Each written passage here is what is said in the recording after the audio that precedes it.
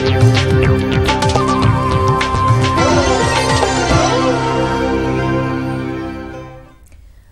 इस बुलेटिन में आप सभी का स्वागत है। आपके साथ मैं हूं नीता सिंह। सुर्खियों के बाद चले रुख खबरों का करते हैं। सबसे पहले बात करेंगे बीजेपी प्रदेशाध्यक्ष की। अब इस पर फैसला का बड़ा सवाल। दिल्ली में आज हाई लेवल मीटिंग हुई। सीएम राज्य अमित शाह, रामलाल ने मंथन किया। 3.5 घंटे तक वार्ता का दौर चला, लेकिन फिर भी नहीं हो सकी प्रदेशाध्यक्ष की घोषणा। प्रदेशाध्यक्ष चयन में देरी की वजह क्यों है और क्या ये वजह है? प्रदेशाध्यक्ष चुनने में इतना वक्त क्यों लग रहा है? वाकई में ये बड़ा सवाल। एक जो समय है वो बीतता जा रहा है और प्रदेशाध्यक्ष का नाम अभी भी उस पर सस्पेंस बरकरार है। अभी तक नाम की घोषणा नहीं की गई है। शीर्ष नेतृत्व और प्रदेश सरकार पूरी तरह से माथापच्ची यहां पर कर रही है। किसके नाम पर मुहर लगाई जाए? और इसी को लेकर अब तमाम वो कोशिशें की जा रही हैं। सभी जो मंत्री हैं उन्हें दिल्ली बुलाया गया। मुख्यमंत्री वसुंधरा राजे भी दिल्ली पहुंची। यहां पर उन्होंने 3.5 घंटे तक वार्ता का दौर चला, जहां सीएम राज्य अमित शाह, रामलाल ने मंथन किया, लेकिन उसके बाद भी कोई नतीजा नहीं निकल पाया। उम्मीद यही जताई जा रही थी कि आज शाम तक प्रदेशाध्यक्ष के नाम की घोषणा कर दी जाएगी, लेकिन ऐसा नहीं हुआ। तो अभी भी ये बड़ा सवाल कि फैसला कब आएगा और इसमें देरी क्यों हो रही है? क्या वजह है इस देरी की? हाई लेवल मीटिंग्स भी लगातार हो रही हैं, लगातार इस पर वार्ता की जा रही है, मंथन हो रहा है, लेकिन नाम पर अभी तक कोई सहमति नहीं बन पाई है। तो बड़ी खबर इस वक्त की, आज भी लंबी वार्ता का दौर चला, लेकिन इस पर कोई फैसला नहीं लिया जा सका, कोई सहमति नहीं बन पाई। मुख्यमंत्री वसुंधरा राजे दिल्ली में मौजूद है। दिल्ली वो पहुंची, वहां उन्होंने अमित शाह के साथ मुलाकात की। संगठन महामंत्री रामलाल के साथ मुलाकात की गई। तमाम जो प्रदेश के मंत्री हैं वो वहां पर मौजूद थे। इससे एक दिन पहले मंत्रियों के साथ मुलाकात हुई।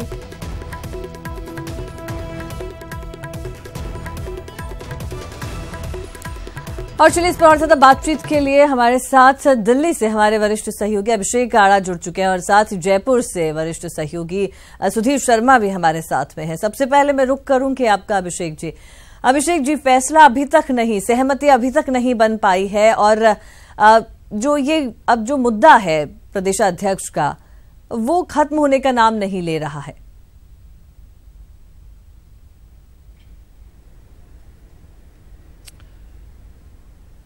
बिल्कुल सही बात कह रहे हैं कि ये जो बीजेपी में बवंडर एक तरीके से आया है, ये बवंडर थमने का नाम नहीं ले रहा है।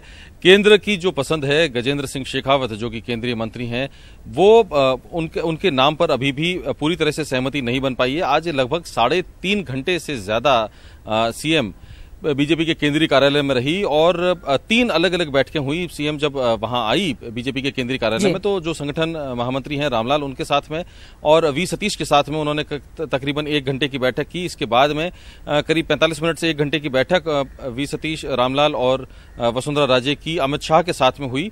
और उसके बाद में सीएम ने वहां पर कुछ हल्का फुल्का नाश्ता किया है। उसके बाद में फिर से बैठे हैं रामलाल, वी सतीश और मुख्यमंत्री वसुंधरा राजे।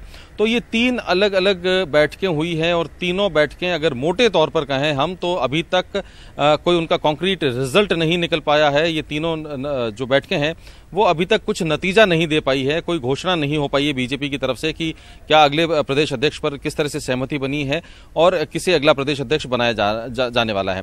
मुख्यमंत्री यहाँ पर आई है, उनके साथ में मैं आपको बताऊं अनिता जी कि कई मंत्री भी यहाँ पर पहुंचे हैं। हेम सिंह भड़ाना यहाँ पर है, कालीचरण सराफ यहाँ पर है, जसवंत सिंह यादव यहाँ पर है, राजपाल सिंह शेखावत यहाँ पर है और राव राजेंद्र सिंह विधानसभा उपाध्यक्ष जो हैं वो भी यहाँ पर है। और राव राजेंद्र सिंह को हमने देखा, पता चला है कि राव राजेंद्र सिंह अभी मुख्यमंत्री से करीब 1 घंटे पहले मुख्यमंत्री से मुलाकात उन्होंने की है।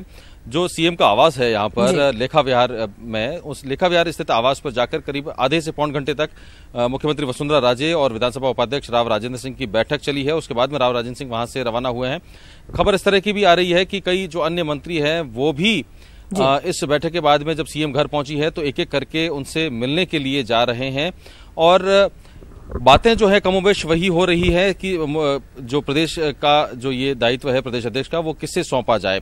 एक चीज और है कि आज की जो बैठक हुई है उस बैठक में कई और नामों पर भी विचार हुआ है कि अगर कोई गैर राजपूत गैर जाट को अगर प्रदेश अध्यक्ष बनाना हो तो किन किन नामों पर विचार किया जा सकता है।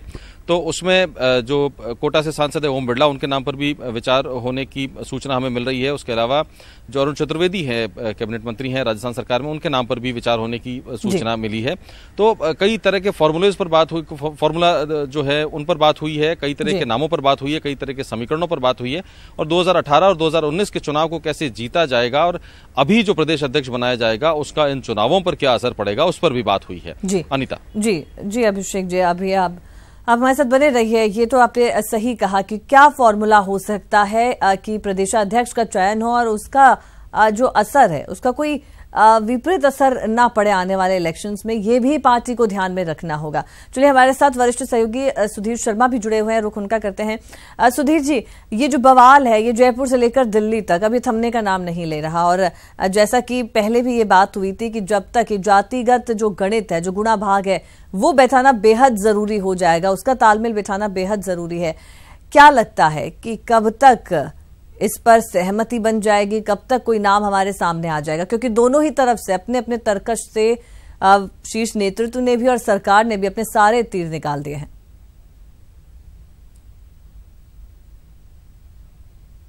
देखिए, ये बात सही है कि विधानसभा चुनाव है, 2019 का लोकसभा चुनाव है, उसकी जीत की रणनीति तय करने के लिए ऐसा हो रहा है। ये एक बार की माना जा सकता है, लेकिन जिस तरह से बीजेपी की परंपराएं रही अभी तक 1980 से लेकर अब तक, उन परंपराओं में केवल नाम की घोषणा होती आई है और जो मौजूदा प्रदेश अध्यक्ष है वो हट जाया करते हैं। सामान्य तौर पे ये परंपरा ही है। लेकिन 16 अप्रैल को एकाएक अशोक प्रणामी अपनी निजी व्यस्तता बताते हुए इस्तीफा देते हैं।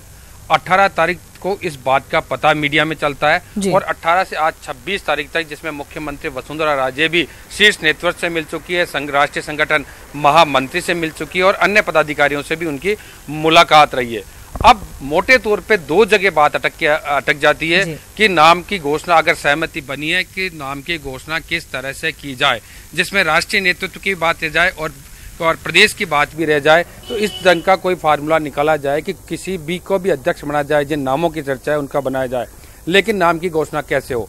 दूसरा जो अंदेशा निकलता है वो निकलता है कि कहीं ऐसी अदावत तो नहीं फंस गई केंद्रीय नेतृत्व के पास और प्रदेश के बीच में कि दोनों के बीच में कोई नाम ऐसे टकरावट की पैदा की स्थिति तो नहीं हो गई है। क्योंकि अगर मंत्री लोग अपने अपने विभागों के काम से गए हैं तो सब सामान्य है, लेकिन अगर किसी गुटबाजी को लेकर या किसी धड़ेबाजी में बटकर अगर कहे गए हैं तो बीजेपी के लिए जरूर चिंता की बात है।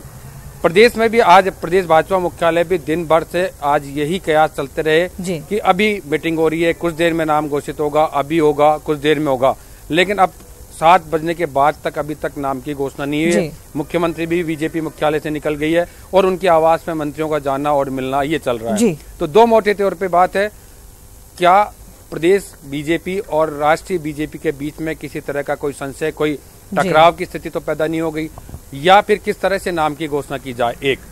एक इस तरह की भी चर्चा सामने आ रही है कि सत्ता और संगठन में जो बेहतर तालमेल बना ले, मौजूदा सत्ता और संगठन के बीच में बेहतर तालमेल बना के 2018 के विधानसभा और 2019 के लोकसभा के चुनाव में बीजेपी को फतेह दिलवा सके, ऐसे नाम पर चर्चा।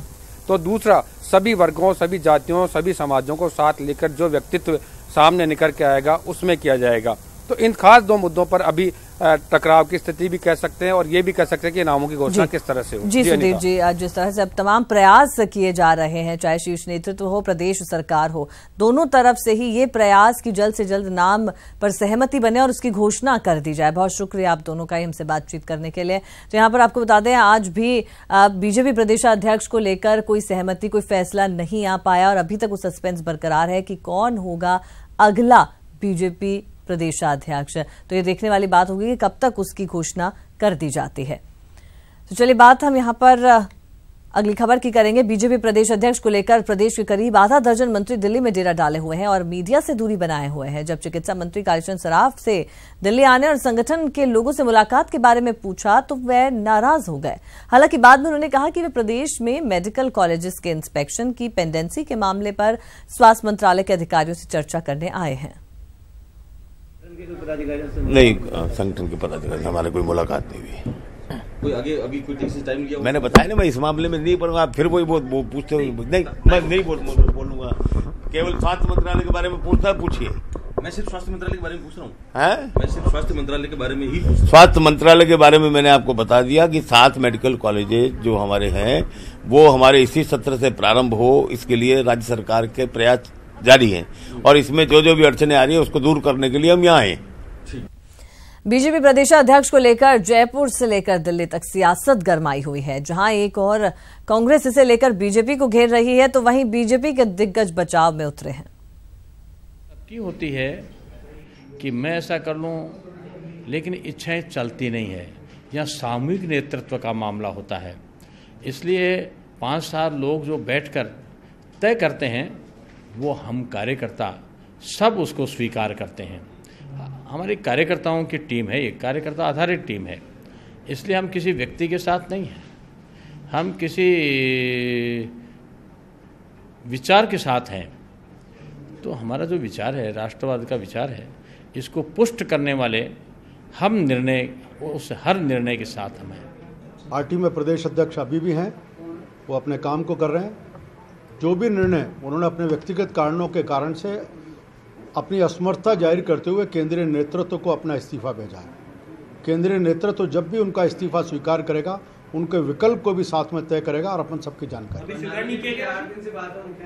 मेरी जानकारी में नहीं है कि इस्तीफा स्वीकार किया। सत्ताधारी पार्टी के हालात आप सब समझ रहे हैं क्या है। अपना अध्यक्ष बनाने में उनको बहुत दिक्कत आ रही है। कोई व्यक्ति उस पद को संभालने के लिए तैयार नहीं हो रहा और आपसी खींचतान में मैं समझता हूँ जनता भी समझ रही है कि जिन लोगों पर विश्वास कर सत्ता में हम लोगों ने बिठाया था, उन लोगों ने लगातार जनता को निराश किया है। मुख्यमंत्री वसुंधरा राजे ने बागड़ को बड़ी सौगात दी है। सीएम राजे ने बांसवाड़ा में गोविंद गुरु जनजातीय विश्वविद्यालय भवन का शिलान्यास किया। साथ ही बाबा रामदेव के योग शिविर में शिरकत भी की। मुख्यमंत्री वसुंधरा राजे पाली के 3 दिन के दौरे के बाद बांसवाड़ा पहुंची। यहां उन्होंने गोविंद गुरु जनजातीय विश्वविद्यालय के भवन का शिलान्यास किया और पतंजलि योगपीठ के निःशुल्क ध्यान शिविर में हिस्सा लिया। सीएम ने कहा कि राजस्थान ने योग को अपनाकर स्वस्थ जीवन के रास्ते पर चलने का काम शुरू कर दिया है। उन्होंने कहा कि योग देश दुनिया में जिस तरीके से अब फैला है, उसका श्रेय स्वामी रामदेव को ही जाता है। मुख्यमंत्री ने इस बात पर खुशी जताई कि यूनिवर्सिटी की स्थापना के साथ ही अच्छी शुरुआत हो गई है। आज गोविंद गुरुजी के नाम से एक जनजातीय विश्वविद्यालय, एक बहुत बड़ा, जिसकी जमीन दे दी गई है, जिसका पैसा, शुरुआती पैसा भी दे दिया गया है, एक जोरदार तरीके से कुछ ही दिनों के अंदर खड़ी हो जाएगी। मैं हमेशा इनको कहती हूँ, टाइम लाइन मेरे को दे दो। आ गए हो वाइस चांसलर, टाइम लाइन मेरे को लिख के देंगे कि भाई कितने दिनों के अंदर इसको पूरा करके खड़ा कर देंगे। इस दौरान बाबा रामदेव ने कहा कि अगला अंतर्राष्ट्रीय योग दिवस कोटा में होगा। समारोह के बाद मुख्यमंत्री राजे ने त्रिपुरा सुंदरी मंदिर में विशेष पूजा अर्चना की और प्रदेश के खुशहाली की कामना की। ऐसा माना जाता है कि वसुंधरा राजे हर बड़े काम से पहले त्रिपुरा सुंदरी माता के दर्शन करती हैं। सौरभ गृहस्थी के साथ आशुतोष त्रिवेदी, न्यूज़ 18।